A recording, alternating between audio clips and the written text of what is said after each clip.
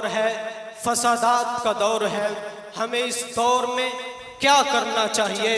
اللہ تعالیٰ نے فرمایا یا ایھا الذین آمنوا کونوا مع الصادقین، کہ اس دور کے اندر جس دور میں فتنے ہو، فسادات ہو، تو تم اس وقت مع الصادقین سچوں کے ساتھ ہو جاؤ۔ سوال پیدا ہوتا ہے کہ اس دور میں بھی کوئی سچے ہیں؟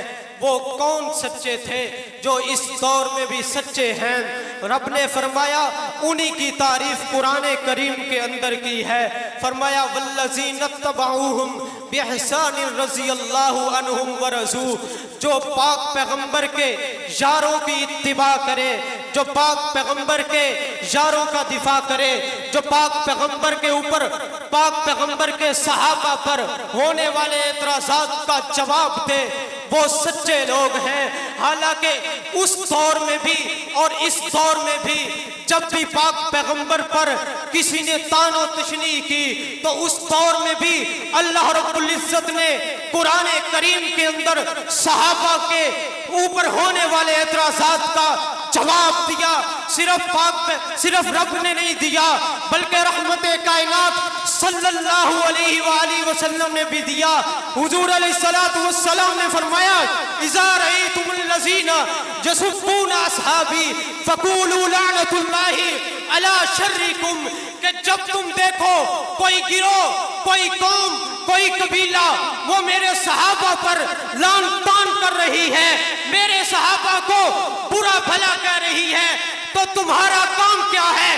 پاک پیغمبر نے ہمارا مشن بتلا دیا، ہمارا موقف بتلا دیا، ہمارا نصب العین بتلا دیا۔ فرمایا کہ تم اس وقت کہو فقولوا لعنت اللہ علی شرکم، کہ تمہارے شر پر اللہ کی لعنت ہو، تمہارے بکواسات پر اللہ کی لعنت ہو۔ پاک پیغمبر نے اس دور پر بھی صحابہ پر ہونے والے اعتراضات کا جواب دیا ہے۔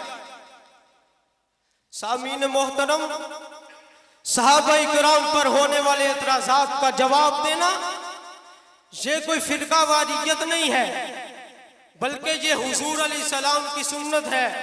صرف حضور کی سنت نہیں بلکہ اللہ کی بھی سنت ہے، حضور کی بھی سنت ہے، پھر تابعین کی سنت ہے، تبع تابعین کی بھی سنت ہے۔